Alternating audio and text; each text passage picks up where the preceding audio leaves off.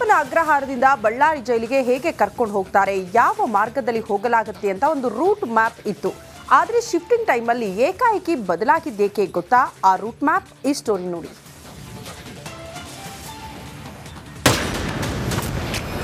ಪರಪ್ಪನ ಅಗ್ರಹಾರದಿಂದ ಬಳ್ಳಾರಿಗೆ D shape.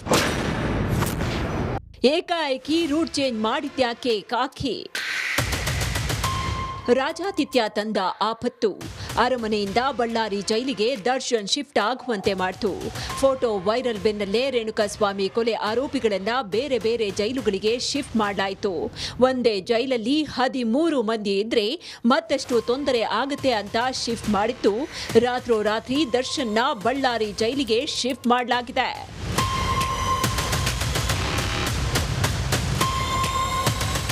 ಗುರುವಾರ ಬೆಳಗ್ಗೆ 2 ಗಂಟೆ ಸುಮಾರಿಗೆ ಸೆಂಟ್ರಲ್ ಜೈಲಿನಿಂದ ಬಳ್ಳಾರಿ ಜೈಲಿಗೆ ಶಿಫ್ಟ್ ಮಾಡಲಾಯಿತು. ಆದರೆ ರೂಟ್ ಮ್ಯಾಪ್ ಇದ್ದಿದ್ದೇ ಒಂದಾದ್ರೆ ದರ್ಶನ್ನ ಕರ್ಕೊಂಡು ಹೋಗಿದ್ದೇ ಬೇರೆ ಮಾರ್ಗದಲ್ಲಿ. ಏಕಾಏಕಿ ದಾಸನ ರೂಟ್ ಬದಲಿಸಿದ್ದು ಹಲವು ಅನುಮಾನಗಳಿಗೆ ಕಾರಣ ಆಯಿತು.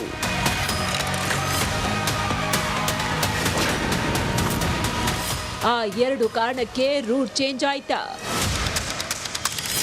ಮಾಧ್ಯಮದವರ ಕಣ್ತಪ್ಪಿಸಿ ಬಾಗೇಪಲ್ಲಿ, ಪೆನಗೊಂಡ, ಅನಂತಪುರ ಮಾರ್ಗದಲ್ಲಿ ಬಳ್ಳಾರಿ ಜೈಲಿಗೆ ಹೋಗಿದ್ದಾರೆ. ಬೆಂಗಳೂರು ಪೊಲೀಸ್ ಕಮಿಷನರ್ ಸಲಹೆ ಮೇರೆಗೆ ಮಾರ್ಗ ಬದಲಾವಣೆಯಾಗಿದೆ.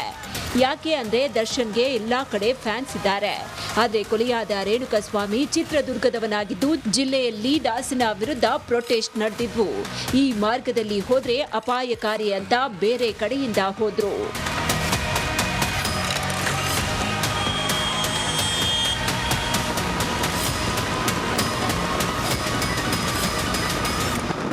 ದರ್ಶನ್ ಫ್ಯಾನ್ಸ್ ಕಾಟ ತಪ್ಪಿಸುವ ಸಲುವಾಗಿ ಮಾರ್ಗ ಬದಲಾಯಿಸಲಾಗಿದೆ ಎನ್ನಲಾಗಿದೆ. ಈ ಮೊದಲು ಕೊಲೆ ಕೇಸ್ ಸಂಬಂಧ ಮೈಸೂರಿನಿಂದ ಬೆಂಗಳೂರಿಗೆ ಕರೆತರುವ ವೇಳೆ ಅಭಿಮಾನಿಗಳು ಅಡ್ಡಗಟ್ಟಿದ್ರು. ಹೀಗಾಗಿ ಬಳ್ಳಾರಿಗೆ ಹೋಗುವಾಗ ಈ ರೀತಿ ಆಗಬಾರ್ದು ಹಾಗೂ ಯಾವುದೇ ಹೆಚ್ಚು ಕಡಿಮೆಯಾಗಬಾರ್ದು ಅಂತ ಈ ರೀತಿ ಮಾಡಿದ್ದಾರೆ.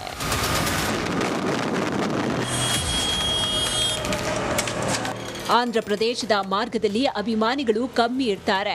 ಒಂದ್ ವೇಳೆ ಗೊತ್ತಾದ್ರೂ ದರ್ಶನ್ ಹೋಗ್ತಾ ಇದ್ದ ಗಾಡಿಗೆ ಬೆನ್ನಟ್ಟೋದು ಕಷ್ಟ.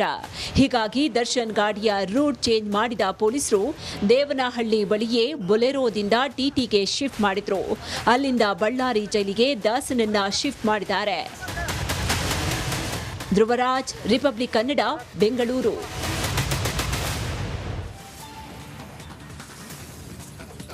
ಕೊಲೆ ಆರೋಪಿ ದರ್ಶನ್ ಪ್ರಕರಣದ ಕುರಿತು Republic Kannada pin to pin story break ಮಾಡ್ತಿದೆ.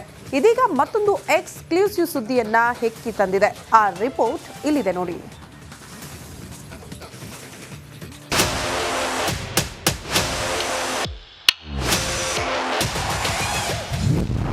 ರಿಪಬ್ಲಿಕ್ ಕನ್ನಡದ ಮತ್ತೊಂದು ಎಕ್ಸ್ಕ್ಲೂಸಿವ್.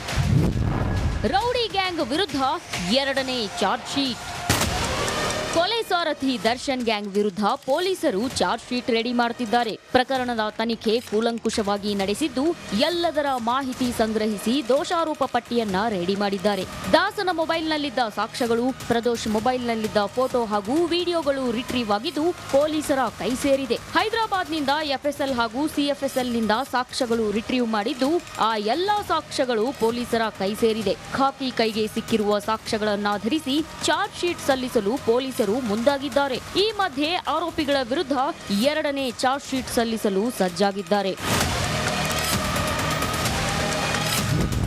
ಚಾರ್ಜ್ ಶೀಟ್ನಲ್ಲಿರುವ ಮಾಹಿತಿಗಳೇನು?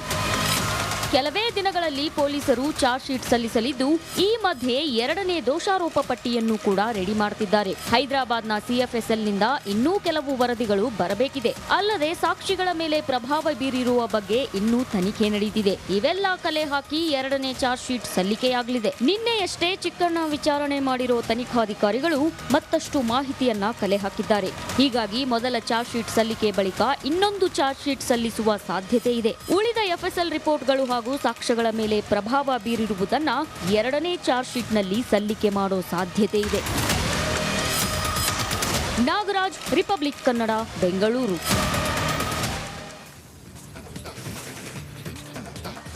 ಬೆಂಗಳೂರು ಜೈಲಿನಲ್ಲಿ ರಾಜಾತಿಥ್ಯ ಆಯಿತು. ಮಾಡಿರೋ ಕರ್ಮಕ್ಕೆ ಬಳ್ಳಾರಿಗೆ ದರ್ಶನ್ ಶಿಫ್ಟ್ ಆಗಿದ್ದೂ ಆಯಿತು.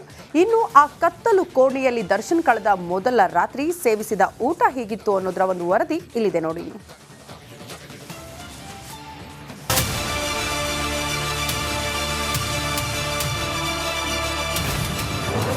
ಕತ್ತಲೆ ಕೋಣೆಯಲ್ಲಿ ದಿನ ಕಳೆದ ದರ್ಶನ್. ಬಳ್ಳಾರಿ ಜೈಲಲ್ಲೂ ಕೈದಿಗಳು ಸುಲ್ತಾನ್. ಬೆಂಗಳೂರು ಜೈಲಲ್ಲಿ ಮಾಡಿದ ಎಡವಟ್ಟಿಗೆ ದರ್ಶನ್ ಬಳ್ಳಾರಿ ಜೈಲಿಗೆ ಶಿಫ್ಟ್ ಆಗಿದ್ದಾನೆ. ರಾತ್ರಿ ಊಟ ಸೇವಿಸಿದ ಕಾಟೇರ ಕತ್ತಲ ಕೋಣೆಯಲ್ಲಿ ದಿನ ಕಳೆದಿದ್ದಾನೆ. ಮೊದಲ ದಿನ ಬಳ್ಳಾರಿ ಜೈಲಲ್ಲಿ ದರ್ಶನ್ಗೆ ಸಾಮಾನ್ಯ ಕೈದಿಗಳಿಗೆ ನೀಡೋ ಆಹಾರವನ್ನೇ ನೀಡಲಾಯಿತು. ಬೆಳಿಗ್ಗೆ ಮತ್ತು ಮಧ್ಯಾಹ್ನ ಊಟ ಬೇಡ ಬೇಡ ಅಂತ ಡೌ ಮಾಡಿದ ರೌಡಿ ದರ್ಶನ್ ರಾತ್ರಿ ತೆಪ್ಪಗೆ ಕೊಟ್ಟದ್ದನ್ನ ತಿಂದು ರಾತ್ರಿ ಇಡೀ ಸೆಲ್ನಲ್ಲಿ ಚಡಪಡಿಸಿದ್ರಂತೆ. ಜೈಲಿನ ನಿಯಮದಂತೆ ದಾಸನಿಗೆ ಊಟದ ವ್ಯವಸ್ಥೆ ಮಾಡಲಾಗಿದೆ. 2 ಚಪಾತಿ, ಪಲ್ಯ, ಅನ್ನ, ಸಾಂಬಾರ್, ಮಜ್ಜಿಗೆ ಊಟ, 355 ಗ್ರಾಂ ಅನ್ನ, 650 ಗ್ರಾಂ ಸಾಂಬಾರು, 205 ಮಿಲಿಮೀಟರ್ ಮಜ್ಜಿಗೆ ನೀಡಿದ ಜೈಲು ಸಿಬ್ಬಂದಿ. ನಿಗದಿತ ಸಮಯ ರಾತ್ರಿ 7 ಗಂಟೆಗೆ ದರ್ಶನ್ಗೆ ಊಟ ನೀಡಲಾಗಿದೆ. ಒಟ್ನಲ್ಲಿ ಹಸಿದವನಿಗೆ ಗೊತ್ತು ಅನ್ನದ ರುಚಿಯನ್ನು. ಹಾಗೆ ಬೆಳಗ್ಗೆ ಮಧ್ಯಾಹ್ನ ಡೌ ಮಾಡಿದ ದರ್ಶನ್ ರಾತ್ರಿಗೆ ಊಟ ಮುಗಿಸಿದ್ದಾನೆ. ಹೊಸ ಜೈಲು ಹಳೆ ಸೆಲ್ನಲ್ಲೇ ರಾತ್ರಿ ಕಳೆದಿದ್ದಾನೆ. ರೇಣುಕಾ ರಾಧ್ಯ, ರಿಪಬ್ಲಿಕ್ ಕನ್ನಡ, ಬಳ್ಳಾರಿ.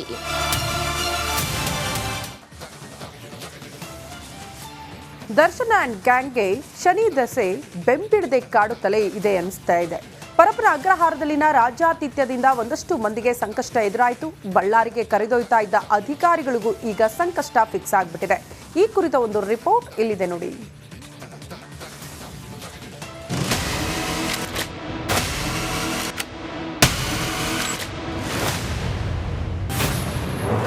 ಜೈಲಿಗೆ ದರ್ಶನ್ ಎಂಟ್ರಿಯಿಂದ ಶುರು ವಕ್ರದೆಸೆ. ಆ ಅಧಿಕಾರಿಗಳಿಗೂ ಶುರುವಾಯಿತು ಸಂಕಷ್ಟ. ಪರಪ್ಪನ ಅಗ್ರಹಾರದಲ್ಲಿ ಕಾಟೇರ ಫುಲ್ ಬಿಂದಾಸ್ ಆಗಿ ಓಡಾಡ್ಕೊಂಡಿದ್ದ. ಈತನ ದರ್ಬಾರ್ಗೆ ಸಾಥ್ ನೀಡುತ್ತಿದ್ದ 9 ಅಧಿಕಾರಿಗಳನ್ನ ಈಗಾಗಲೇ ಸಸ್ಪೆಂಡ್ ಮಾಡಲಾಗಿದೆ. ಅಲ್ಲದೆ ದಾಸನ ಜೊತೆ ಕಾಣಿಸಿಕೊಂಡಿದ್ದ ನಾಗ ಹಾಗೂ ಕುಳ್ಳ ಸೀನನಿಗೂ ಕಂಟಕ ಬಿದ್ದು ಜೈಲಲ್ಲಿ ತಾವಾಯ್ತು ಅಂತಿದ್ದ ಡಿ ಗ್ಯಾಂಗು ಬೇರೆ ಜೈಲುಗಳಿಗೆ ಶಿಫ್ಟ್ ಆಗುವಂತಾಗಿದೆ. ಇದೀಗ ಬಳ್ಳಾರಿಗೆ ಕರೆ ತಂದಿದ್ದ ಅಧಿಕಾರಿಗಳಿಗೆ ಸಂಕಷ್ಟ ಬೆನ್ನೇರಿದೆ. ದರ್ಶನ್ ಟೈಮೇ ಸರಿ ಇಲ್ಲ ಅನ್ನುವಂತೆ ಕಾಣ್ತಿದೆ. ಕೊಲೆ ಕೇಸಲ್ಲಿ ಜೈಲು ಪಾಲಾಗಿರೋ ದಾಸ ಮಾಧ್ಯಮ ಮಾತ್ರವಲ್ಲದೆ ಪೊಲೀಸರ ಕೆಂಗಣ್ಣಿಗೆ ಗುರಿಯಾಗಿದ್ದಾರೆ. ಯಾರಿಗೂ ಕೊಡದ ವ್ಯವಸ್ಥೆಯನ್ನ ಕಾಟೇರನಿಗೆ ನೀಡ್ತಿರೋದಕ್ಕೆ ಪದೇ ಪದೇ ಸಂಕಷ್ಟಕ್ಕೊಳಗಾಗ್ತಿದ್ದಾರೆ. ಇವೆಲ್ಲದಕ್ಕೂ ಫುಲ್ ಸ್ಟಾಪ್ ಇಡಲು ದಾಸನನ್ನ ಬಳ್ಳಾರಿ ಜೈಲಿಗೆ ಶಿಫ್ಟ್ ಮಾಡಲಾಗಿದೆ. ಆದ್ರೆ ಬಳ್ಳಾರಿಗೆ ಕರೆದೊಯ್ದಿದ್ದ ಅಧಿಕಾರಿಗಳಿಗೂ ಕಂಟಕ ಎದುರಾಗಿದೆ.